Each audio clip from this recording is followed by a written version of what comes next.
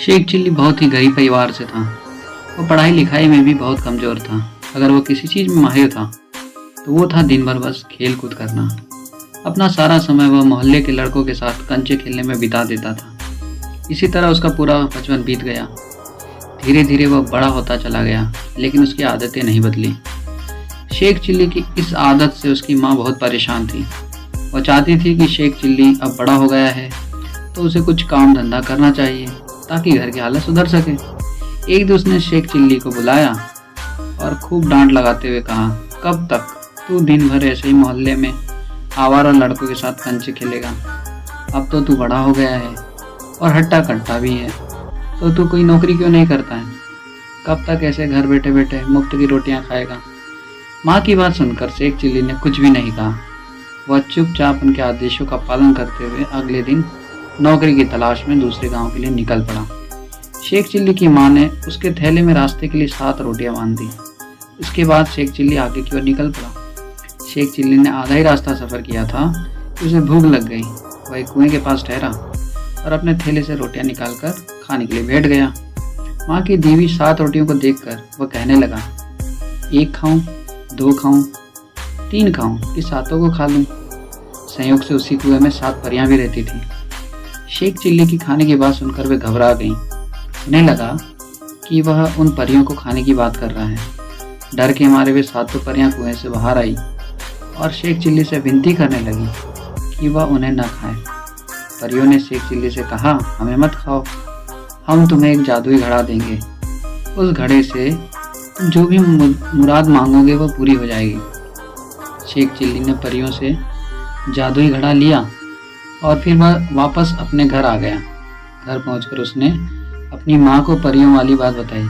माँ यह सब सुनकर हैरान हो गई। उसने सोचा, क्यों न परियों द्वारा दिए गए जादुई घड़े को एक बार आजमा कर देखा जाए। माँ ने घड़े से ढेर सारे पकवान की इच्छा मांगी।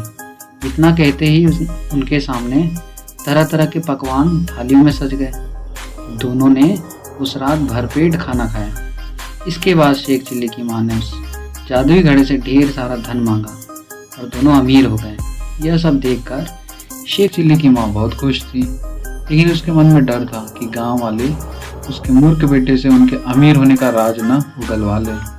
तभी शेख चिल्ली की माँ को एक तरकीब सूझी। वह बाजार गई और ढेर सारे बताशे खरीद लाई। फिर घर के छप्पर पर चढ़कर उनकी बारिश करने लगी। छप्पर से बतासों की बारिश देख कर के शेख चिल्ली खूब खुश हुआ। उसे लगा ऐसा उस घड़े की वजह से हो रहा है। उसने ढेर सारे बताशे खाए। अमीर बनने के बाद शेख चिल्ली व उसकी माँ के रहने के तौर तरीके भी बदल गए, जिससे कुछ ही दिनों में गांव के लोगों ने भांप भी लिया। गांव के लोग सोचने लगे कि अचानक ये इतने अमीर कैसे हो गए। गांव के कुछ लोग शेख चिल्ली की माँ के पास गए, पूछने लगे आखिर उन लोगों के पास इतने सारे धन कहाँ से आया। गाँव वालों की बात सुनकर शेख चिल्ली की माँ ने कुछ नहीं बताया, तो उन्होंने सोचा कि चलो सीधा मूर्ख शेख चिल्ली से ही पूछ लिया जाए। एक दिन मौका मिलते ही गांव के लोगों ने शेख चिल्ली को बुलाया और उससे पूछा कि आजकल तुम्हारे रंग ढंग कैसे बदल गए हैं। इस पर शेख चिल्ली ने उन्हें अब परी और जादुई घड़े वाली सारी बात बता दी।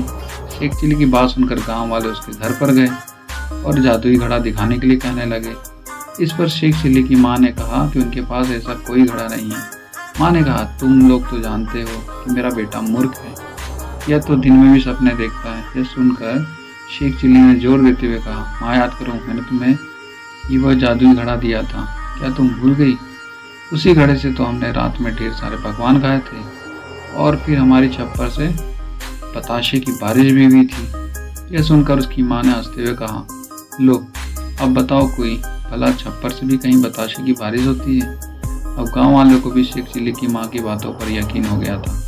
उन्होंने मान लिया कि शेख चिल्ली ने कोई सपना देखा होगा और उन्हें कोई मनगढ़ंत कहानी सुना रहा होगा, और सभी अपने अपने घर वापस चले गए।